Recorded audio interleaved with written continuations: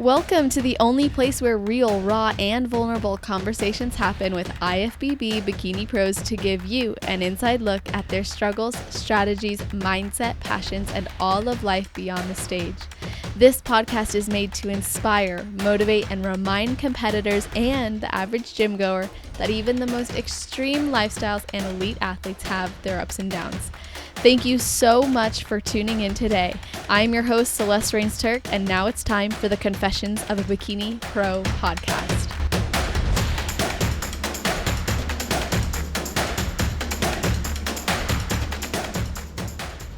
It's time for another exclusive coaches episode featuring founder of Bair Aesthetics, registered dietitian, a 2016 graduate from The Ohio State University who received his Master's of Science degree in medical dietetics and who has had his ACSM personal trainer certification for over 8 years. Welcome to the show, Dylan Bair. How are you doing? Hey, Celeste. I'm doing great, girl. Thank you so much for having me on the show. I'm really excited to dive in with you. Me too. Yeah, I'm very, very happy you're here and just have a few, topics tailored for you and to give everyone an idea of what they can expect from Coaches Week. And, for this episode, of course, is that we're going to be starting with the philosophy round and then the hypotheticals and then rapid fire. And every coach is going to be asked the same thing unless it was previously addressed in, one of their answers. And as mentioned in the last episode, but I think is still important to remind everybody, is that this is all about getting some serious understanding about who the coaches are, what their philosophy is, and even asking them questions others might be afraid to ask. So the intention is for everybody listening to learn not just about you and the other coaches and, the different styles, but also learn from you and your experiences and your expertise. So, to let everybody know, this is not a popularity contest, a who is better than who, or a which is the right way. This is about truly highlighting the individual strengths and systems each of these coaches have to offer the competitors in their own passionate way, because we all know everybody is different, and so are these coaches. So you ready to dive in? Hell yeah, girl, let's go. Yay! Okay, cool. So first and foremost, I'd love to know, what is your coaching philosophy? Yeah, so our coaching philosophy at BA, as a lot of people who follow Bair Aesthetics or any of my clients probably already understand, is we stand behind the motto, no bullshit, just science. And what that simply means is we take a very evidence-based dietetics approach when it comes to any kind of protocols that I prescribe or any of my other BA coaches prescribe our athletes. And I think that it's very important to utilize science when it comes to competitions, especially bikini athletes, because I think that a lot of coaches nowadays and athletes, when it comes to competing, they're taking things to a very severe degree where it's kind of hindering their overall health. So we utilize science in a manner that we can not only achieve damn good results, but we can do so in a safe, healthy, and effective manner. So Absolutely. so some of the evidence-based approach that we take, rather than doing a typical meal plan approach, all of my athletes are prescribed specific macronutrient goals. So I'm sure, Celeste, you're familiar with the phrase flexible dieting, correct? Yes. So that's exactly what we implement every single one of my athletes. When it comes to contest prep, you implement the flexible dieting approach, and we'll prescribe them specific macronutrients tailored to their individual needs. That way, it not only allows them to enjoy the foods that they want to throughout the day, but it kind of is, it's just a mental break, giving them their choice to choose whatever they decide to want to eat throughout the day, and they're not limited to certain foods, where the typical meal plan approach comes into play, where it's very restrictive and it can really hinder their overall mentality and lead to a lot of eating disordered eating and binging episodes throughout that restrictive meal plan approach. So 100%. So we implement flexible dieting, tracking macros in a very methodical and strategic manner. And that's how we implement our coaching strategies here at BA. That's awesome. I love to hear that. And that's something that I'm very passionate about, which you mentioned, which is the binge eating and then how eating disorders can really manifest from restrictive dieting. And as you know, it's not always just restrictive dieting that can cause this. And I do know, macro counting can also result in this, but it's a For great sure. way to, of course, I think put up a barrier. It's like one way we can address it, right? And Yep. something else you mentioned that I think was really cool and actually got me thinking was you said that you give the macro goals and the macro count and do the flexible dieting, not just for the physical results, of course, but also for the mentality. How do you think that Absolutely. has like helped athletes on your team to, I guess, overcome that feeling of restriction?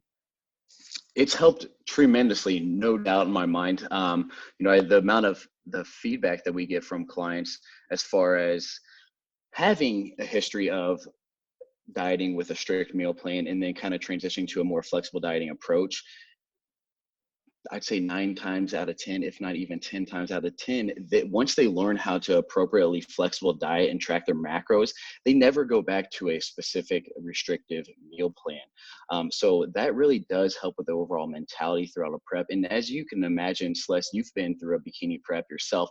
It is 100% a mental battle. So if we can figure out how to, tackle this prep from a mental perspective, you're going to set yourself up for a much more successful prep. And the mentality comes down to, are you having fun with this? And are you going to be able to adhere to this not only throughout the contest prep, but after your contest preparation? And that's what I have found flexible dieting and tracking your macros has led to for all of my athletes.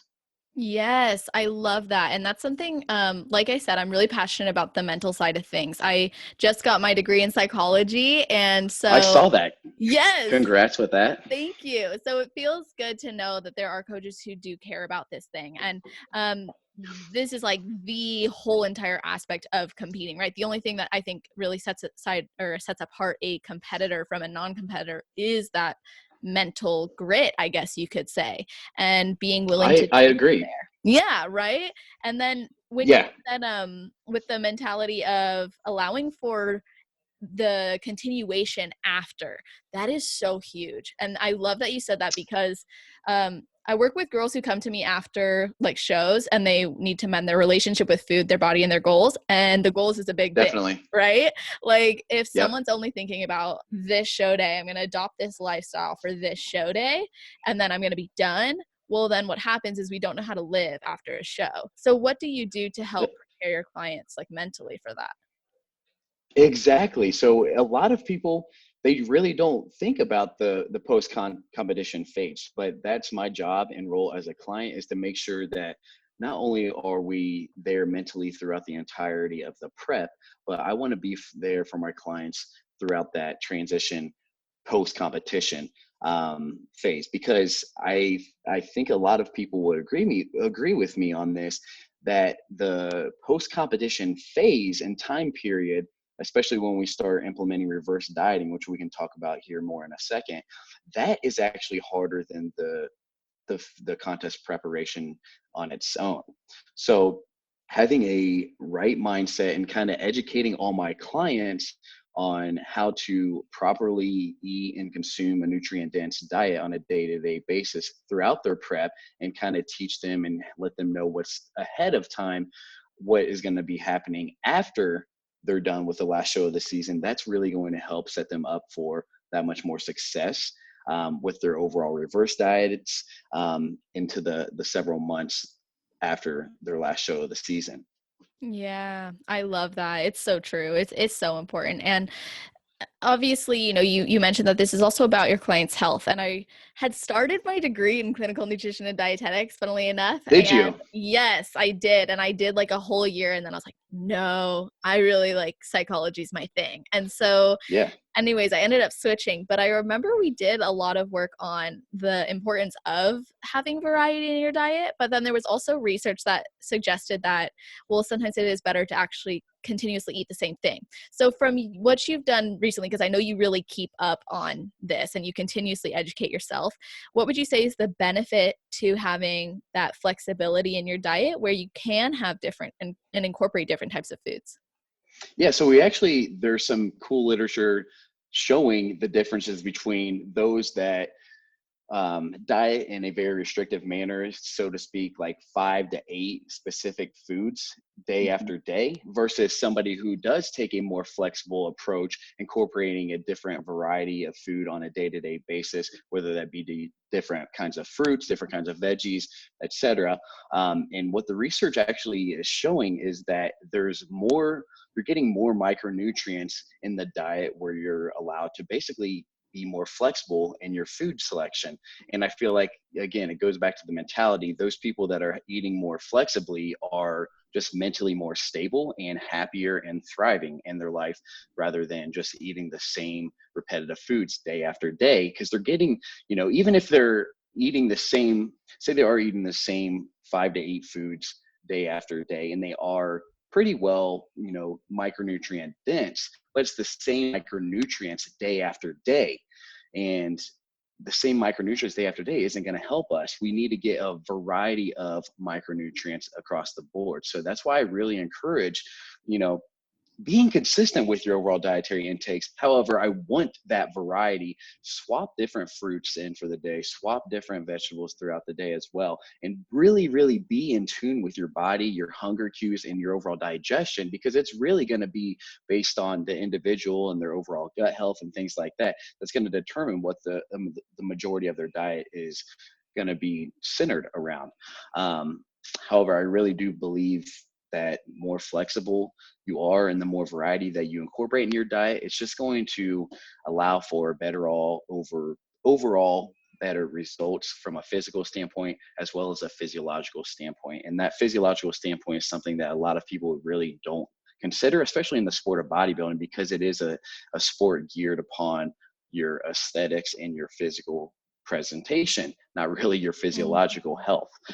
But that's kind of, why I wanted to go and get my master's degree in dietetics, is to really understand this pathophysiology and understand from a physiological perspective how our body actually utilizes, absorbs, digests, and shuttles the nutrients into the cells, and how we can actually take advantage of these nutrients and basically put it to use in the gym, and especially when it comes to time to competing.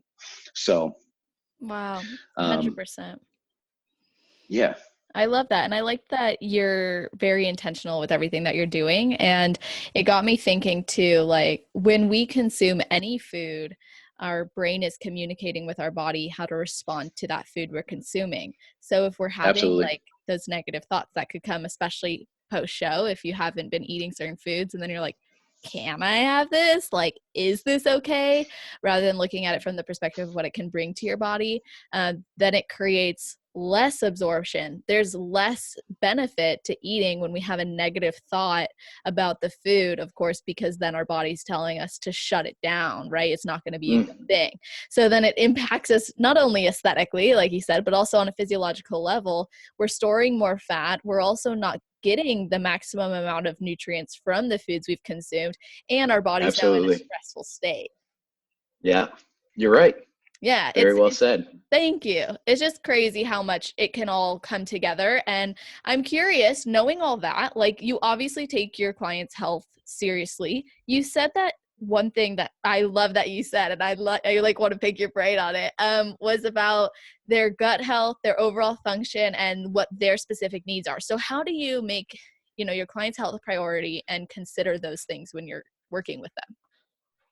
Yeah, definitely. So, what I recommend all of my athletes do is get some sort of blood work done. All right. And a lot of people don't really know how. And there's plenty of places online, where you can, if you don't have a primary care physician who is going to draw your labs, that you can just go ahead and order your labs online and go to a local lab corp and get specific labs drawn, and they'll go ahead and email you your exact results, and then typically, I'll interpret it, or with, and I'll team up with their physician or whatever and figure out, where their overall health is. But labs are definitely going to be an essential, especially when we're talking about contest prep, because I want to make sure that everybody's lab values and health markers are good to go. Because if they're not, then you're asking for a rough road ahead when it comes to contest preparation. So we definitely want to be in tune with our lab work. And what I typically recommend about that is get labs drawn about every 6 months, and then just kind of monitor it from that point on. And then, other than that, I try to just be in tune with all of my clients, and have them, just keep me posted as far as their overall digestion, the overall bowel movements go, and how they're feeling. I have all of my clients fill out a daily Excel sheet, and that I interpret from the data, and have them fill out things such as their sleep markers, their digestion markers, whether or not they're having a bowel movement, and if they are, um, how how how big was it, essentially, or if they're not having a bowel movement, what can we do to spark one, things like that. Wow. Yeah, I think I remember watching your stories and seeing that your athletes had like one of your athletes took a picture or like a posing video, and then she's like close to a show or something and was like labeling each of those like with the numbers, like 9 out of 10. Absolutely. And I think that's really awesome that you consider those things. So, when you look at like a good coach versus maybe a not so good coach, what do you think determines that difference? Like what makes a coach a good coach? One is going to be communication. I mean, you have to be communicable with all of your clients, and that is something that I let all my clients know right off the get go. So, when I like tonight, after this podcast, I've got a new client that we just brought on to the team, and I'm gonna get on a phone call with her and just discuss all the protocols that I prescribed her, make sure that her and I are on the same page. And that's something that I do with all my athletes, whether they're lifestyle or contest prep, is get on the phone with them, get to know them a little bit better, and make sure that we're all on the same page. They understand the philosophy behind BA, and we discuss the overall goals and what I think we need to do in order to achieve those goals. And just that communication is essential for any kind of success, especially when it comes to just kicking ass on that bikini stage. Yeah. And then that brings up my next question, which is what do you think is the difference between a good athlete and a phenomenal winning champion athlete? Yeah, excellent, excellent. So I love this question. I'm actually going to do a post about this. Ooh, I I can't would wait to say, read it. yeah, it's going to be about whatever it takes. All right. So the Mhm. athlete that is going to be phenomenal, or whatever you said, or who's going to turn pro, they're going to go out of their way to tell you, coach, I'm ready to go all in. I'm going to do whatever the hell it takes. I realize that this might not be ideal. However, I'm all in. I'm going to do whatever you say. I know you got my health in mind, and I'm just going to trust you. And this is where I want to be. You let me know however I can get there, and let's make it happen. And then versus, that's the mindset of a pro bikini athlete right there. And I love that. And not everybody's going to have that mentality. And that's totally fine, because not everybody wants to go pro. And there's nothing wrong with that. Okay. I've got a lot of people that do have no intention of stepping on national stage or going pro. But I think that that kind of mentality is what differentiates the extraordinary athlete versus your average athlete. It's just those um, more advanced athletes are just going to do whatever the hell it takes. Yes, coach versus why. What's Right? what's that? Like saying yes, coach versus why, coach. Exactly, exactly. Yeah, that's awesome. And so now as a coach, of course, you're going to have there's going to be a, I guess you could say, toll taken on you, right? You're heavily invested in your client. So what kind of mental, physical, and even emotional impact does coaching take on you, and how do you handle those types of demands? Yeah, so I mean, I really love coaching. I truly have a passion for it, and I love seeing everybody happy and succeed. And I mean, I really invest all my time into my athletes and my girls. So I think anybody that understands or has seen BA on social media or at any shows will realize what kind of passion and support system that we have at within BA. I mean, when we go to all these shows, we're backstage and we truly are a family, and there's a lot of emotional support within Bair Aesthetics, and just seeing that it just it's an amazing feeling. It really is. And the fact that I can have girls come up to me that aren't even within BA, like this past weekend, we had a really good show here in Columbus, Ohio, and we had girls not even on our team just say, hey, your guys' support for one another is just phenomenal. I want to be a part of that. And it is just amazing. So I definitely have a strong emotional support system within BA and all of my clients, and it's something that I'm truly grateful for from as a coach. That is amazing. I love that. And it's cool that you're so focused on also creating that like dynamic of team and support, and we got each other's backs. And Absolutely. I mean, girls who come to you, I'm sure probably are looking for that, right? Like they're excited about that. You know, this can be a lonely sport when we're showing up at the gym by ourselves every day, eating meals by ourselves a lot of the time. So, Yeah, I mean, how do exactly. you We create we that? actually Yeah, we actually had a girl who competed about 4 weeks ago, and she was at the show that we had about 30 some clients in. And then the week after that, she reached out saying, "Man, I want to be a part of that." And I said, "Hell yeah, girl! I would love for you to be a part of what we have." And she actually competed this past weekend, and she achieved and received her first ever first place finish. And she just sent me a text last night, just thanking me and saying, "Wow, I had no idea how fun it could be being a part of something as badass as what BA has." And just it's phenomenal. But that's just one example of how that emotional support and having the support system of an actual team and family can help with your overall goals, especially on stage. I agree with that a lot. Like before I joined a team, it felt a lot more like isolated, and people Yeah, like and some people want to do that. Some people want to keep it, in isolation, and that's totally fine. You know, the whole team atmosphere or whatever isn't for everybody. However, I definitely would say they're the minority. I mean, having that kind of family atmosphere and team behind you just really makes things that much more fun and enjoyable. And I really think I think everybody should be a part of something like that. yeah, and you know what? I didn't plan to ask you this, but I'm going to because I'm getting this nudge to Ask ask. me. Um, Go for it. what do you do with like a cancer on the team, right? Sometimes there's people on the team who don't support the, I guess, mission that you want with your team. Have you ever had that, or what do you Absolutely. do? Yeah, of course we definitely have that, and I'm really good at reading people. When you coach hundreds of athletes and girls specifically, you kind of get an eye and understand how certain girls react.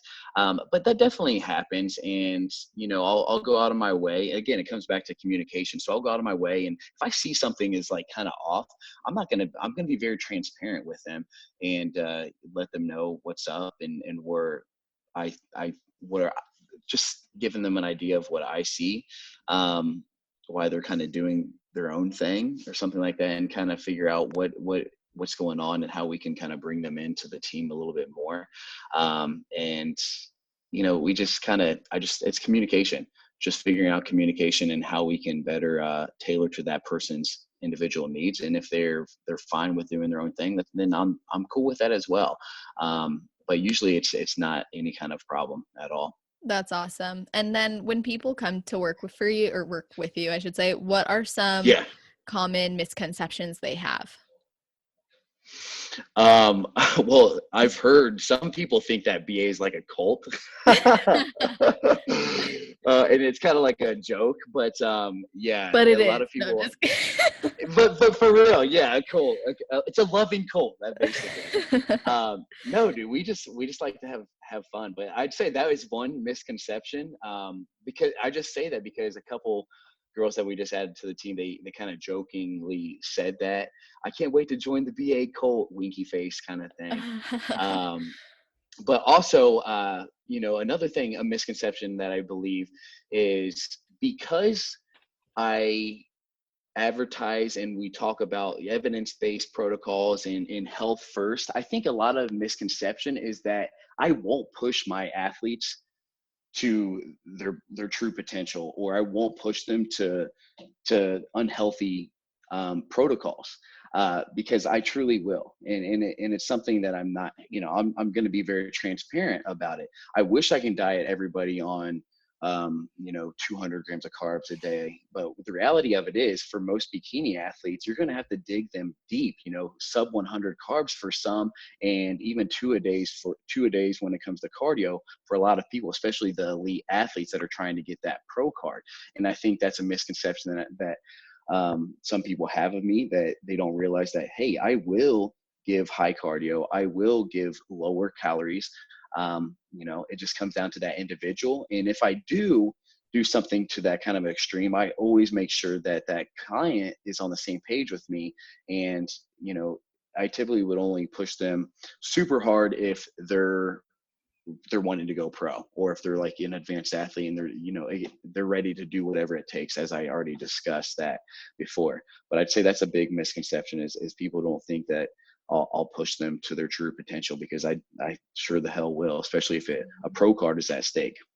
I'm so glad you brought that up too, because I think that that's a common misconception, like blanketing the industry right now, of like, Yeah, you know what I'm saying? Like, it oh, really well, is. It it really is. is.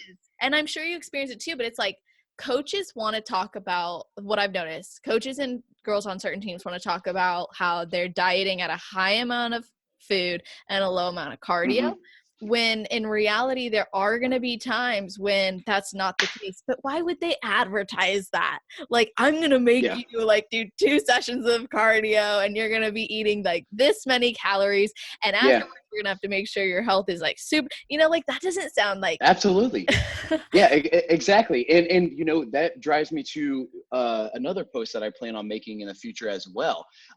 It's because nobody posts about that shit. Even myself, if you look at my Instagram, if anybody, some of the girls that I post, especially when it comes to reverse dieting, it's like, wow, these girls are eating so much, and they're so lean, and they're dieting on 300 grams of carbs a day, doing minimal cardio, or they're reversing into the show, things like that. Those are highlights that people don't understand.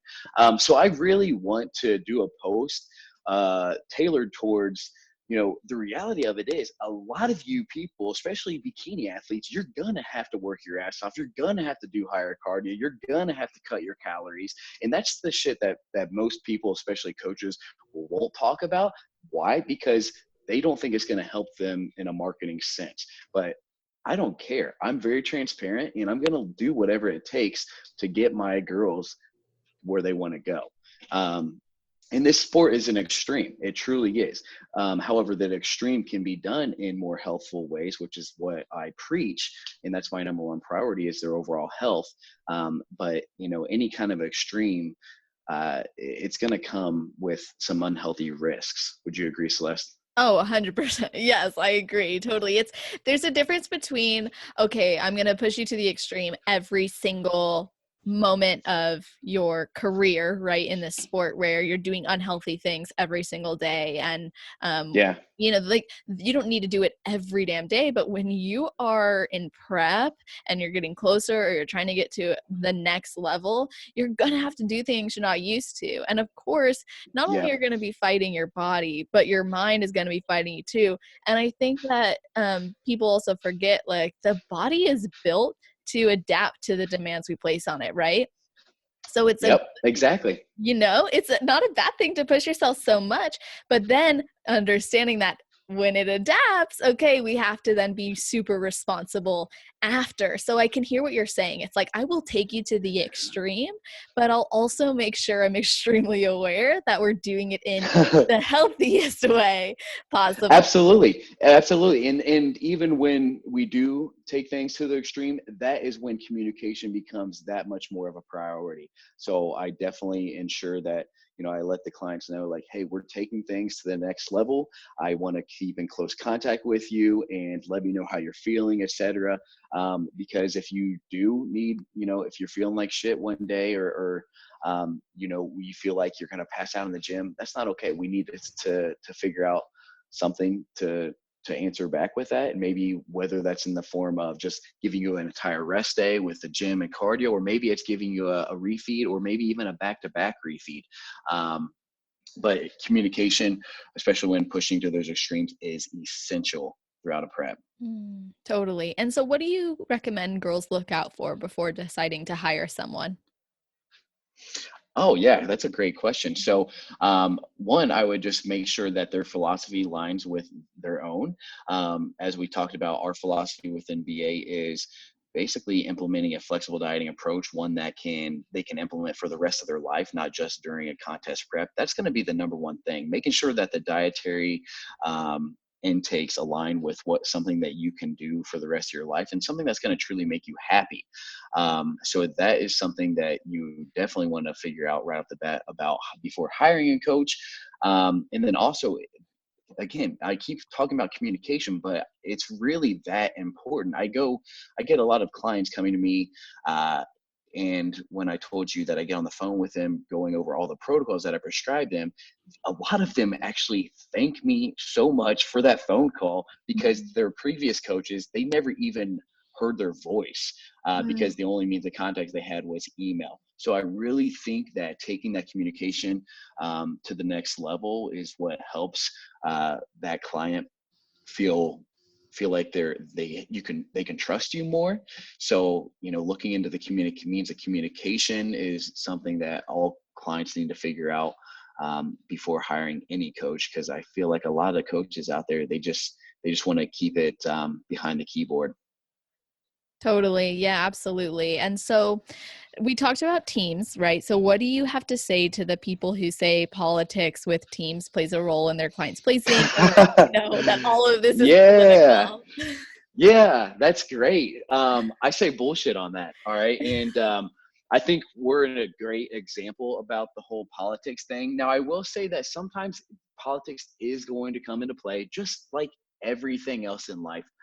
It's all about who you know, and that can come to play. However, when it comes to judging, these NPC judges know what the hell they're looking for. A lot of people, when they claim that there's politics involved, a lot of athletes talk about this, and a lot of coaches are like, "This is bullshit." My girl should have won the overall or whatever.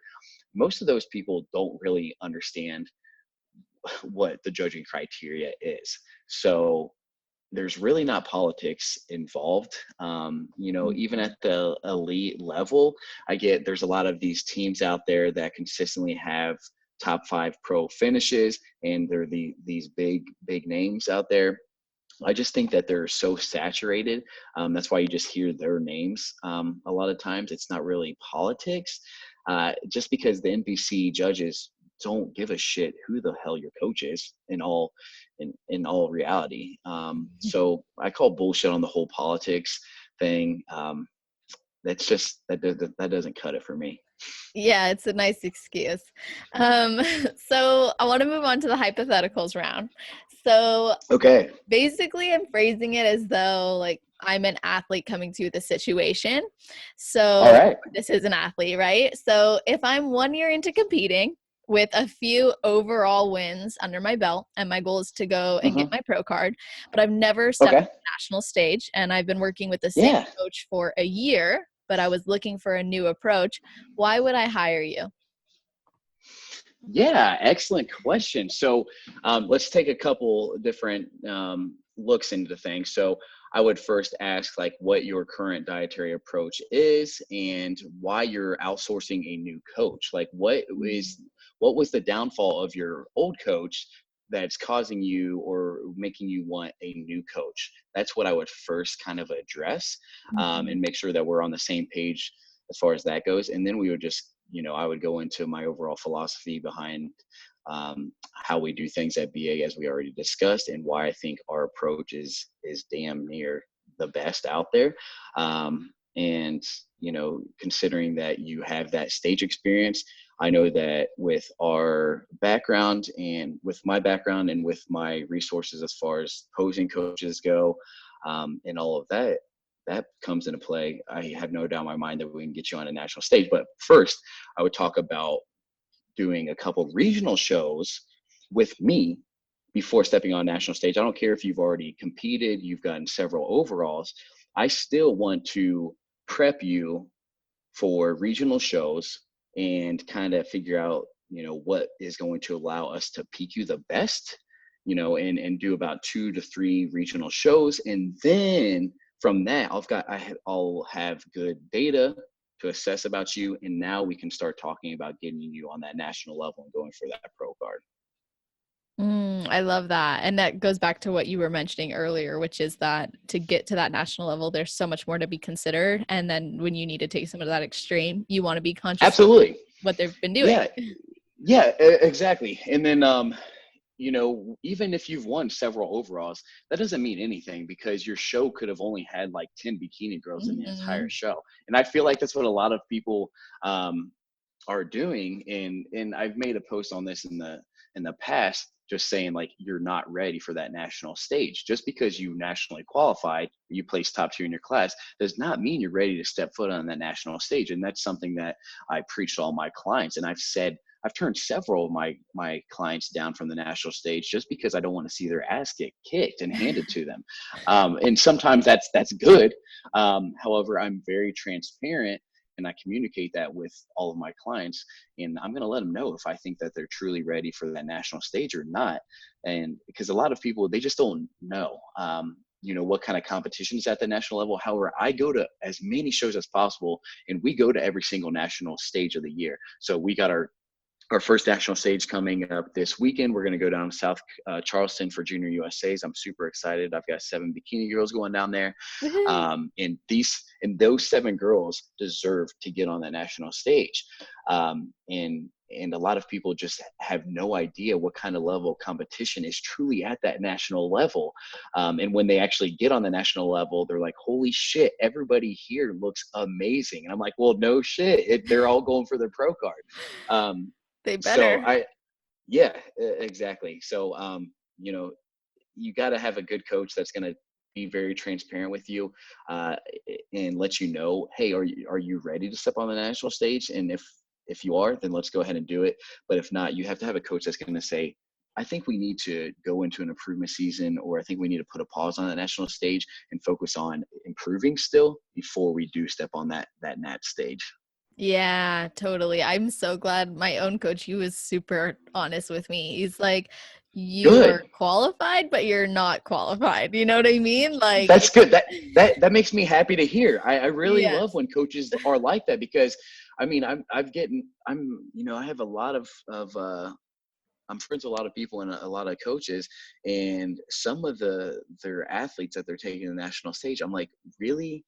Like, I get it's Mhm. cool to say that you have athletes competing at the national level, but it doesn't mean that they should be competing at the national level. And that's just the facts. Exactly. It's like, yeah, 100%. And then I think that teaches you something as an athlete too. When your coach can be honest with you that way, you get a Hmm. reality check of, okay, now I'm more invested in the sport because I knew, like, I was told no when I wanted to say yes, yes, let's go, let's go, let's go. I was Yeah. told no. And it's like, despite my mental toughness being ready to go, my body's not where it needs to be. And this is a sport that requires that. Like you can't You could skate. say that. Yeah, right. So I think that's a great point, and something that a lot of people need to hear, and something that coaches can be more responsible for. And so now I want to ask, if I'm 4 weeks out from a show, and this is probably good timing as well. So if I'm, Okay. because I know there's some girls who are getting ready for, I think there's a show in 5 weeks. That's a pretty big deal, right? Jun- Junior Nationals. Yeah. So if I'm four Yeah. weeks out, 5 weeks out, whatever, from a show, and I Uh-huh. keep saying I don't feel ready, but you believe I am, Oh what's your yeah. response? Girl, you would not believe how many I do not feel ready messages, emails, etc. I get on a daily basis. All right. And in that first, when I started first coaching a few years ago, that was like kind of a mental fuck from a coaching perspective. It's like, well, shit, you don't feel ready. Like, are you ready? Like, it was kind of, I was kind of like second guessing myself. However, I've been in the game long enough to know when you're ready or not, and so I kind of learned to embrace, well, especially females. No offense to you girls, however, you're never gonna feel like you're ready, straight up. Yeah, it's true. So I kind of embrace that, and if somebody says that they're not ready, I smile, and I kind of dig a little bit deeper into figuring out why they're saying that. And usually, not all the time, but usually it's something to reflect their body weight. All right. And I think you probably understand, Celeste, that the Mhm. scale is just one indicator of progression out of the several others. All right. And I tell all my clients, don't stress over that damn scale, because that is data for me as your coach. All right. That is not data for you to interpret. That is data for myself to interpret. And by stressing out about the number on the scale, you're not doing your body and progression any good. So step on the scale. It's a number. Don't let that reflect your day or your mood or whether or not you feel ready. And just jot it down in the data sheet that I give you, and let me interpret that in your check-ins, and I will be the one to let you know whether or not you're ready. And like I said, I am very transparent with every single one of my clients. I will let them know if they are ready or not. And if they're not ready in 4 weeks, then I'm going to let them know, like, hey, I think we need to pull back and focus on a different show. However, usually when they say I'm not feeling ready, they are. It's just kind of like they want that reassurance from me to tell Yeah. them that they are ready. A lot of times, and that's fun. That's totally fine. That's what I'm here for.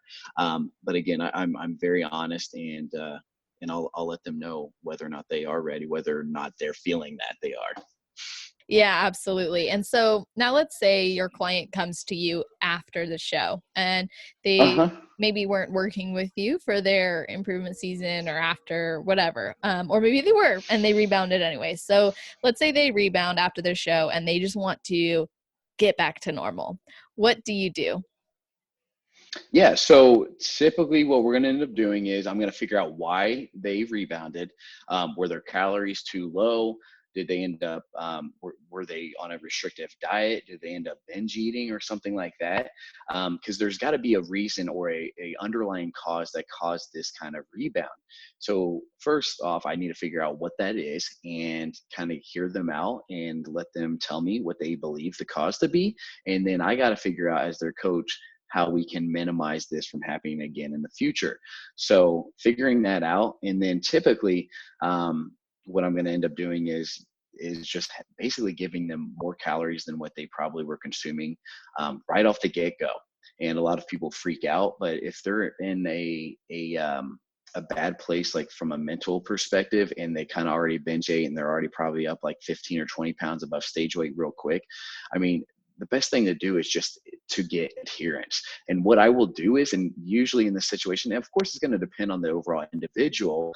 However, if they've rebounded so hard and it's kind of like mentally fucking them, I won't prescribe specific macros. I'll kind of give them like ranges so they're not obsessing over specific grams throughout the day, and we'll kind of wean them on macro ranges, and then start giving them more specifics once I see adherence is good. But I would prescribe them a dietary intake that they would be comfortable with adhering to consistently, and then kind of work with that on a weekly basis, depending on how they're responding, how they're feeling mentally, etc.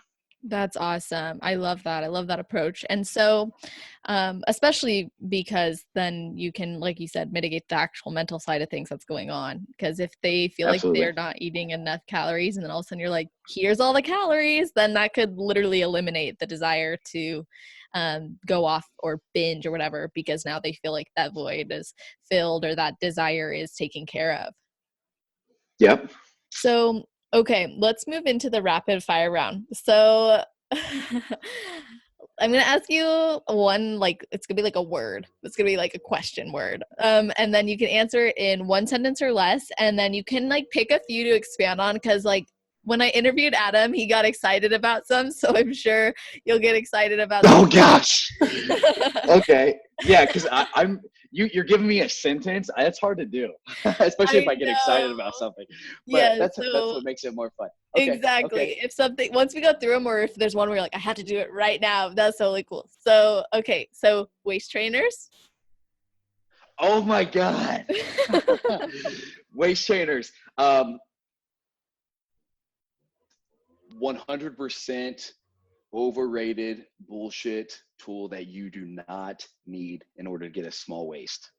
Is that one sentence? Yeah, that's great. Run on that. No, I'm Awesome. just kidding. That's Okay. okay. Hey, Yes. it's okay.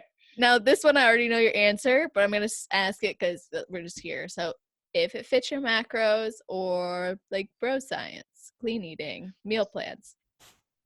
Yeah. Flexible dieting, if it fits your macros all day, every day. Cool. Fasted cardio, Not necessary. water cutting, We don't do that here at BA. steady state or hit for fat loss without sacrificing fullness, especially in the glutes, because you know how bikini competitors are. Typically try to keep in steady state as long as possible without the hit. Okay. And then, do you have any of those you want to expand on? I mean, I want to expand on all of them. I No, will ask no, you which but ones for sure I want you to expand on if that helps. yeah, yeah. No, Okay. definitely. Please do that. Okay, I'll kind of guide this. So I'd love to hear why you said no to water cutting, and then I'd love to hear why you said steady state instead of hit. Yeah, absolutely. So as far as the water cutting goes, and I think overall, um, as bodybuilding and the bodybuilding industry, I think we're starting to get on this mindset that water cutting is probably not the best case to do, especially in bikini athletes. And the number one reason is you have to think from a physiology from you have to just think it from a physiological perspective. What is the muscle comprised of? 70 to 75% water. So why would you want to cut your water, especially around showtime?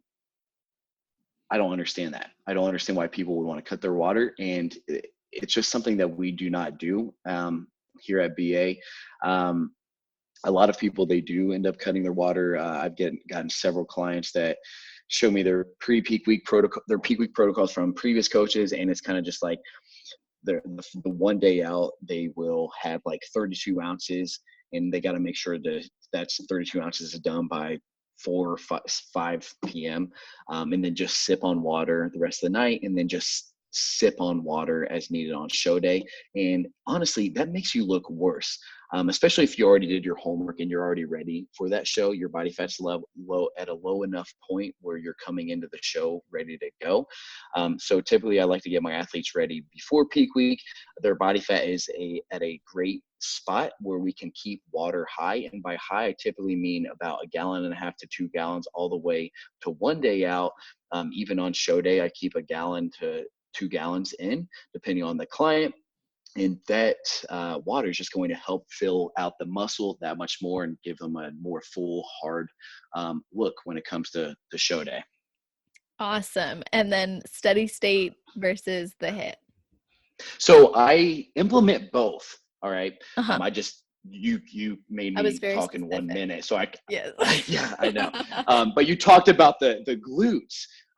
So you talked about trying to maintain as much muscle as possible in the glutes, and I find that especially when you get leaner, high intensity interval training is going to basically not help with maximizing muscle retention. So I find that low intensity steady state or even a moderate intensity steady state is going to be better around showtime to preserve lean body mass. However, about 8 weeks out is when I typically cut out hit. And we do implement it throughout prep, but around that 8 week out mark is when I'll cut out hit just for overall injury prevention purposes. And as well as, like you said, for bikini girls, I kind of want to preserve as much lean body mass as possible, especially in the glute ham tie-in region. So I find that dropping hit around that 8 week out mark and focusing more on low intensity steady state, it really does help reserve the muscle mass and just helps with the fullness in that leg, glute, ham region. Awesome. Cool. I really appreciate you explaining all of those too. That was Yes. awesome. And I think that's gonna be cool perspective for people. So now I want to ask you about a few things that I prepared specifically for you. And Okay. one of these I feel like we've gotten into, but I'd be curious to hear like your specific answer to this. So, how do you Hmm. think being a registered dietitian sets you apart from other coaches in the industry? Like, what do you think you do differently as a registered dietitian than others who are not that do? Yeah, great question. So, um, you know, my overall motive to getting my Master of Science degree in dietetics and become a registered dietitian was because I realized there was a lot of bullshit within the bodybuilding industry going around. And I just realized that a lot of people didn't understand nutrition or how the body actually utilized nutrition. You hear a lot of stuff from people and coaches, and you see a lot of stuff in the magazines that people do in the bodybuilding world. And at the time, I was just like, what in the hell are these people even doing? And they have no idea how the body actually absorbs, digests, and utilizes nutrients. So over 7 years, I was pursuing a degree, got my master's degree, and studied the pathophys of nutrition, and just better understood how the body utilizes these nutrients and what kind of diets and what kind of nutrients is going to be best for certain individuals. Um, and I just know that I have a better understanding of these nutrients from a pathophysiological perspective better than most, and I can confidently say that. And my experience as a dietetic student, and having 1,200 hours of clinical practice really helped me better understand that. And then, now I can put all of that learning into application with all my clients on that bodybuilding stage. That's awesome. I love that. And so, weaving through that, you had brought up that sometimes you don't, give your clients a direct macro count to subscribe to, especially Yeah, if they're not at, in a place to adhere. And I want to know, like, you also like to indulge, right? And you talk about absolutely. reverse dieting, untracked days, intuitive eating, all that. So, what's something you wish more people knew about incorporating enjoyment with your nutrition and how this can help as a competitor too? Yeah, exactly. So, I mean, it just always comes down to implementing whatever diet that you can adhere to for a lifestyle, which is why I'm such a huge advocate of flexible dieting, because you literally get to choose the foods that you want to incorporate on a daily basis, so long as you're meeting your micronutrient needs, your fiber needs, etc. And we want to incorporate a diet that we're going to be able to sustain and have a diet that you don't feel deprived upon. Okay, so it's going to be different from those people that are actually in a contest prep. You're going in understanding that you're going to be deprived of a lot of food, especially as calories get lower. However, after that competition phase, now we can start implementing a little bit more calories, via reverse dieting. And we can also start incorporating some untracked meals every now and then, so long as you're adhering throughout the week. And that's something that as a coach, I definitely do, because I really feel like it helps from a mental perspective, and it just helps with overall adherence, and helps with their overall happiness in life.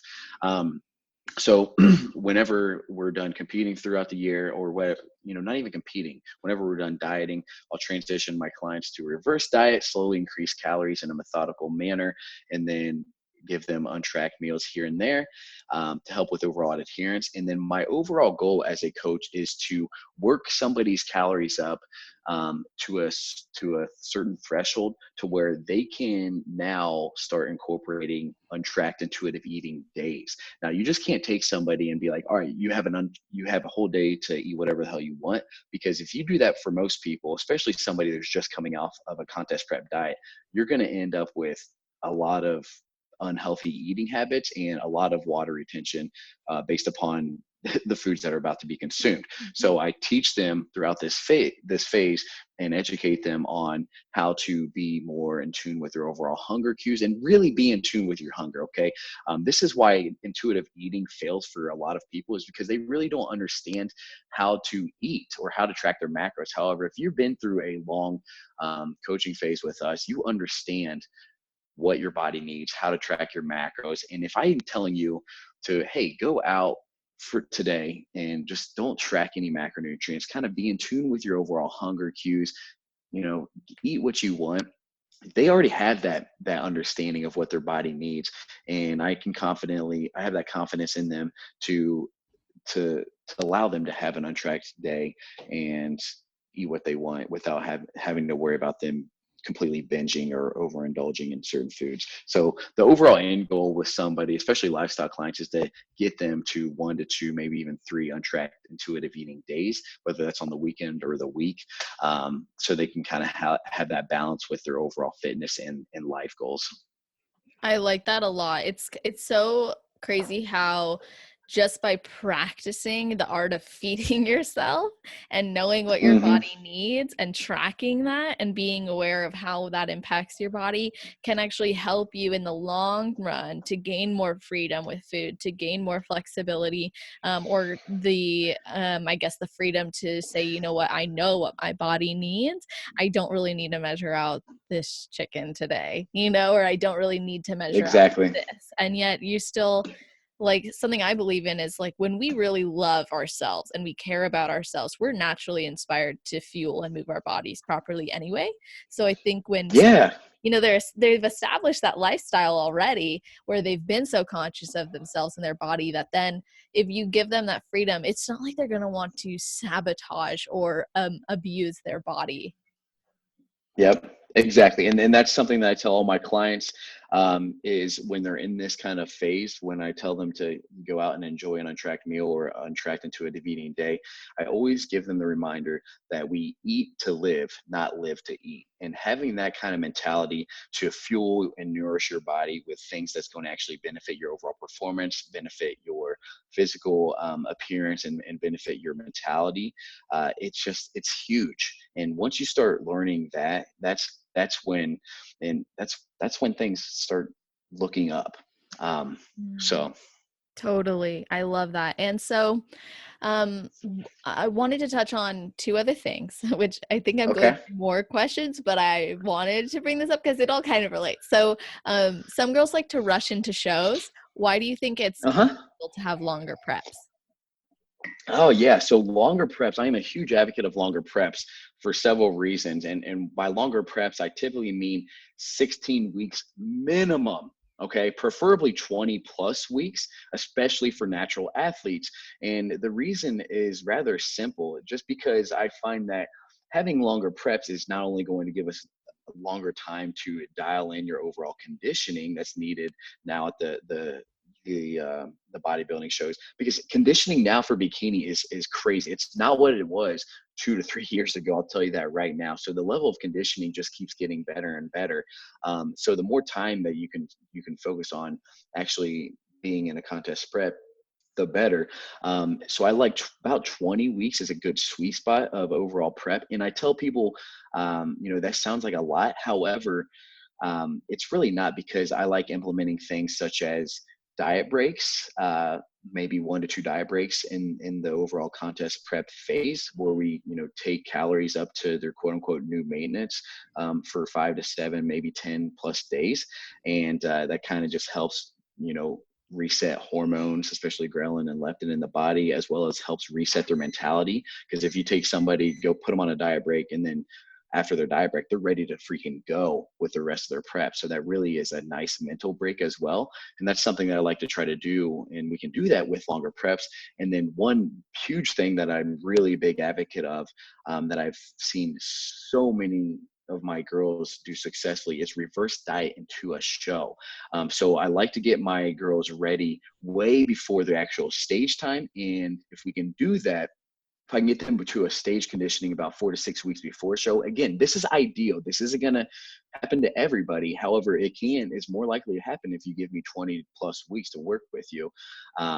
We start reversing into these shows, and by reverse dieting into your show, you're increasing calories methodically going into the show. And I find that, one, it's going to help with mentality, of course, because more calories, but two, it's really helps with that overall look in the shape of the muscle. Your body just looks healthier on higher calories. It really does. And I've seen this time and time again, with a lot of my girls, that by reverse dieting into a show, their muscle bellies are more full, their skin is more tight, and it's just even their hair, like it looks more healthy.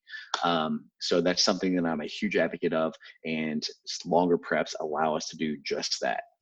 That's awesome. I think that is really, really cool. And it's great motivation to do a longer prep because It you'll know really you'll is. get that. It really is. Instead of doing like short preps, I mean, short preps, I get, you're in and out of a deficit quicker. However, especially when it comes to muscle retention, I feel like you're hindering a lot of those hard-earned gains during a shorter contest prep. So that's something also that with a longer prep that can benefit you as well. It's just helping with overall muscle retention, and that's huge. Yeah, work so hard to build any muscle at all, and then to lose it is so devastating. So if you can avoid that, then that is awesome. And so the last Absolutely. the last thing I wanted to get into with you is something we've had many of our athletes share what it's like to work with or be coached by their boyfriend or their husband. So from your perspective, working with your girlfriend Lauren, which by the way, I'm pretty sure I met Lauren at the Fortifix booth. Is that even how you say it? Fortifix. That Okay. is how you say it. Yeah. Okay, awesome. Sean is super cool, and I remember going up to him and I was like, oh God, I don't even know if I know how to pronounce this company's name. That is hilarious. At the Yeah. Arnold or what? It was at the Olympia. Olympia? Oh, Uh-huh. gotcha. Yeah, I Yeah, think you I think I you met her there. you probably did meet her there. We were at the Olympia in the Arnold with Fortifix, so That's that's very cool. awesome. Maybe I even saw you Yeah, and didn't even know it. So maybe. so what's it like for you? Like how do you two work with the varying dynamics? And do you coach her? Like fill us in on what Yeah. that is. Yeah, excellent, excellent. So I love talking about this, and I wish I had Lauren here to talk as well. But that's probably best that she's not with me, because we could probably go on and have a whole podcast designated towards this. But yeah, I When she gets definitely, her pro card soon, I'll bring her on and we'll talk about it. hey, that sounds perfect. That sounds like a deal. I'll tell her you said that. That'll be your Cool. motivation. But anyway, so yeah, I do indeed coach Lauren. And it's really a lot of people are like, oh, how do you coach your girlfriend? Or they ask Lauren, how is it being coached by your boyfriend? And honestly, we both have the same answer in the fact that it's really easy. Okay, so we have trust in one another.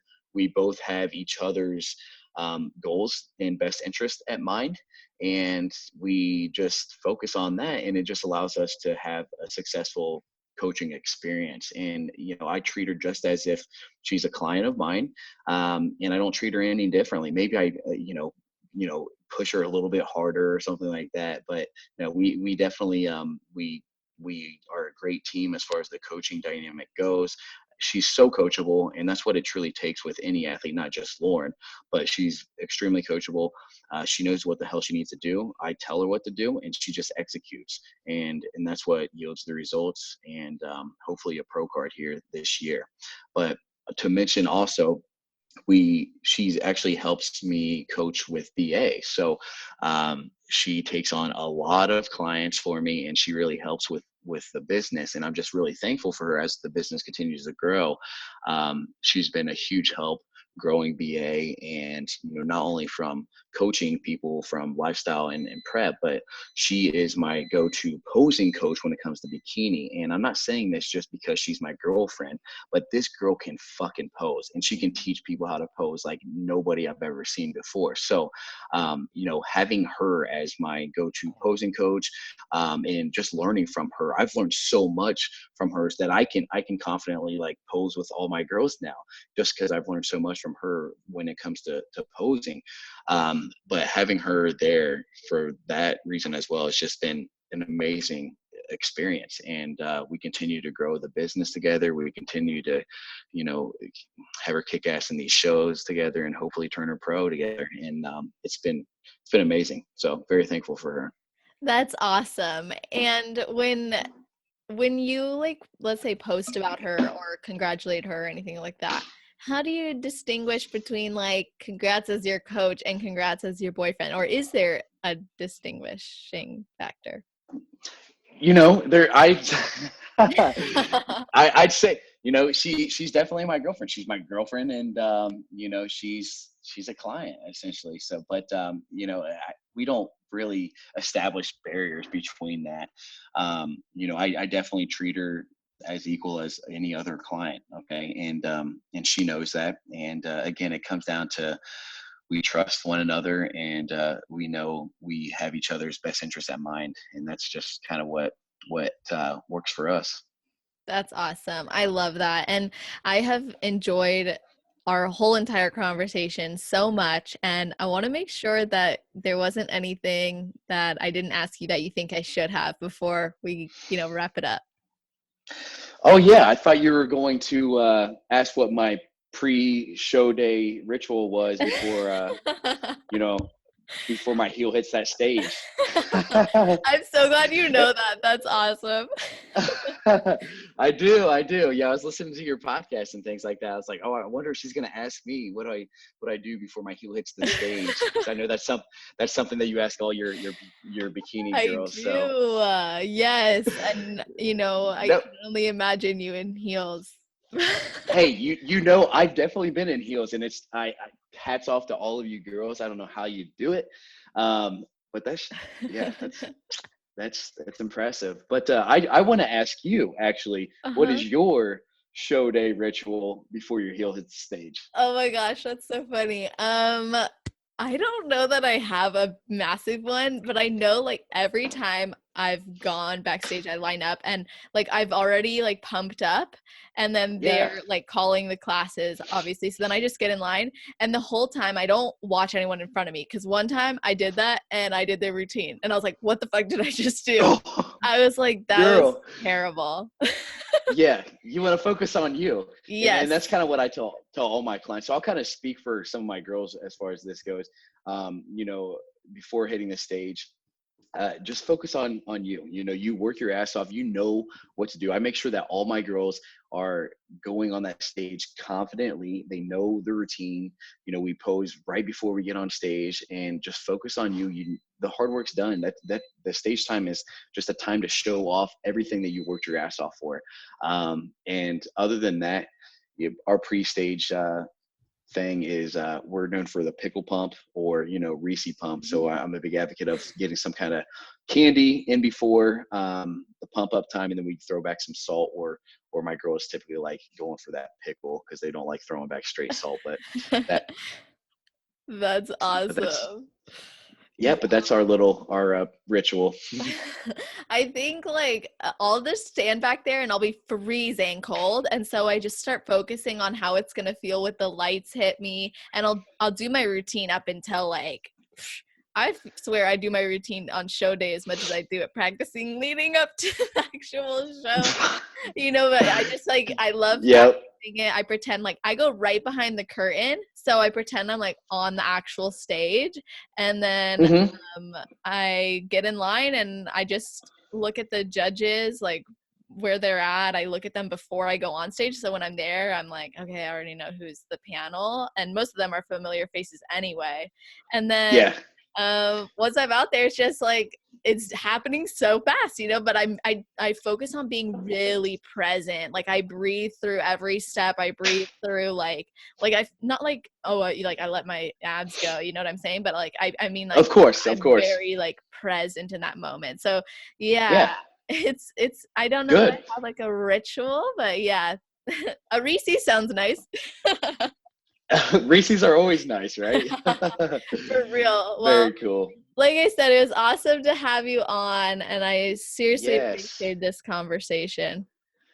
Yeah, I appreciate you having me on, and congrats on your anniversary with the show. That's huge. So Thank you. that's, yeah, good for you, girl. And I'll keep listening to all your podcasts and everything. And yeah, just That thanks would for be having me on, girl. Of course. I'd love for you to share with everybody where they can find you, work with you, connect with you, follow you, all that jazz. So maybe share like your Instagram and website or something. Yeah, absolutely. So my Instagram is Dylan Bair underscore RD. My email is Bair, Bair, aesthetics at gmail.com. And then we also have a website, and you can just look that up at bairaesthetics.com. Awesome. So I'm going to make sure all of that is in the show notes, everybody. So if you're listening, all you have to do is go to celestial.fit/podcast. And if you're listening to this straight away after it's released, it's going to be at the very top of that page. Otherwise, you can go to the category section, click on Coaches Week or Month, whatever I decide to do. It's undecided as of right now. You'll be able to find it. And of course, that's all in the show notes. So with all that being said, I hope that everybody listening, hope you have an amazing rest of your day, night, or morning, wherever you are in the world where you're listening to this podcast episode.